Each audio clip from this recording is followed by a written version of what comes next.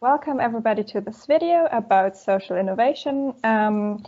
We have the great pleasure of introducing Dr. Victoria Blessing from Steinbeis Europazentrum, who did research in social innovation and conducted a study called New Technologies and Social Innovation. Dear Victoria, could you tell us something about the context in which you did the study and what were the findings of your study? We're really interested to know. Sure, thanks Miriam for the introduction. Yes, so we did indeed do a European research study, and our focus for this study were social innovations with technological and economic relevance.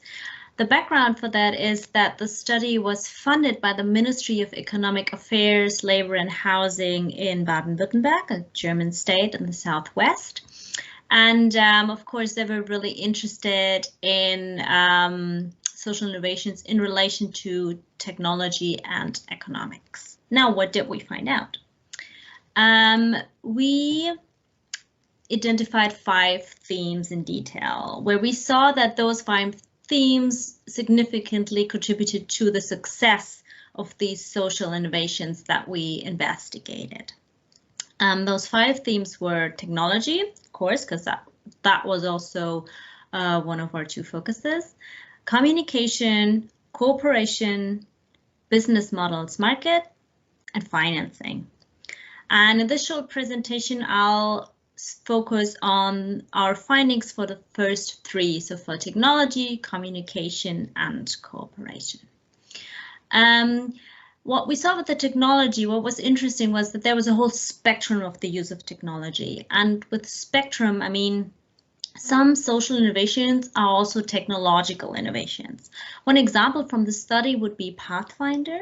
Pathfinder is basically a shoe attachment for people with Parkinson's disease.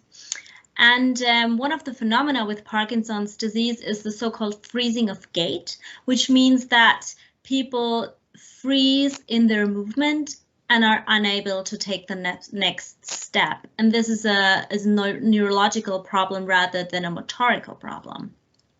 So what this shoe attachment helps with is doing the next step, because it has a laser inside that shows sort of a line on the floor where you then can step over. And this innovation was invented by Lise Pape, who's a Danish citizen. And she had the idea because her father actually has Parkinson's. And this is an innovation that is a social innovation, but at the same time a technological innovation. But then there were also other innovations who weren't themselves technological by nature, but who were rather using technologies as a support for their social innovation. And they can be used in all the points I mentioned, so communication, cooperation, business models, market, and financing. For example, the internet was used for communication, but also to set up online shops as part of business models. Moving on to the second point, communication. What we saw is that part of that importance of communication is communicating your innovation's value. And that's especially relevant if it's a product that the end users buy directly. So it's a marketing issue in a way as well. And again, looking at an example from the study, that would be the Bäuerliche Erzeugergemeinschaft Schwäbisch Hall. And they're basically a cooperative, and their aim is to save a regional pig breed that was close to extinction. And what they do as a cooperative is they breed, slaughter, and sell meat and the sausages they make from it. But of course, this comes as a higher price point because they also have really high standards in how the pigs are raised and how they live. And they've done a very good job in communicating this value of their products to the end user and are really successful in selling their products. And again, if you look at how technology supports communication, then the internet is a big point also for marketing, for finding customers that maybe are a smaller segment of the entire market that would be hard to target with traditional methods. Moving on to the third point, cooperation. Often, of course, social innovations are at the crossroads of different fields. So what you really need is quite diverse expertise to realize such a social innovation. So cooperation is absolutely crucial. And to give you an example of that from the study, we looked at the Medibus. The Medibus is a project by the Deutsche Bahn, so by the German railway. And what they basically did is they took an old bus that was used in normal city traffic and converted it to basically a mobile doctor's office. And the idea is that, especially in regions where you don't have, or maybe you don't have anymore, a doctor's office in each village, this bus can travel from one village to the other on certain days and therefore provide the infrastructure and provide medical care in that village. And what was interesting here is that, so basically this is a German railway company. So what they do well and what they know to do is logistics. They had really no prior contact to people in the medical world, which for that was really important because, of course, you needed doctors to tell you how that doctor's office would need to be outfitted, how doctors work in the office, what things they need, what processes they do there.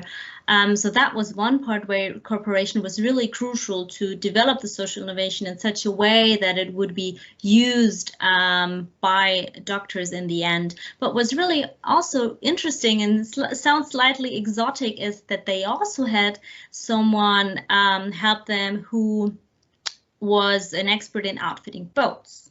Because again, if you think about it, a boat has, of course, very limited space.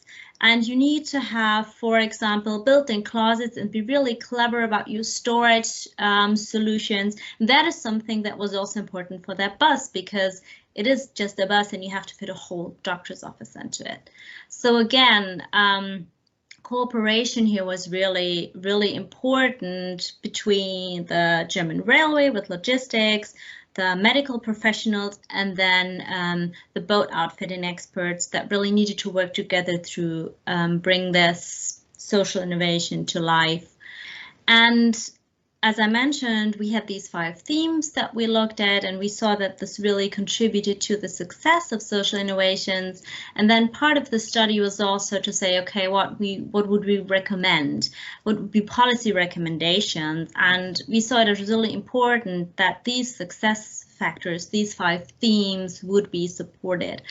And what we mentioned as policy recommendations, what we developed, were that in terms of the financing and business models, it's really important to have clarity regarding funding opportunities. Those were an issue that was brought up by several of the people we spoke to.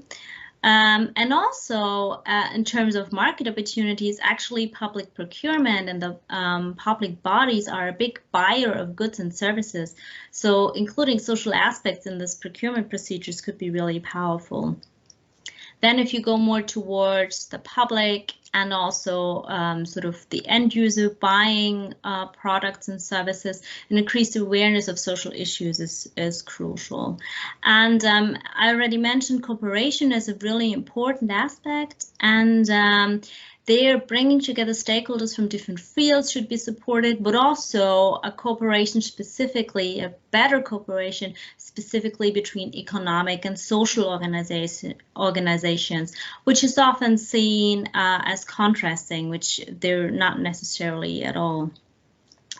And for our further work, so regarding the last 2 points in cooperation, what was really interesting, what we found is that often when we talk to those that invented social innovations, and as I said, we try to really look at the whole lifespan and the life history, often they said at really crucial points in the development, so that success they had and that they could continue was due to chance. So because they met the right organization that had complementary competencies, or they knew individuals personally that worked at certain companies.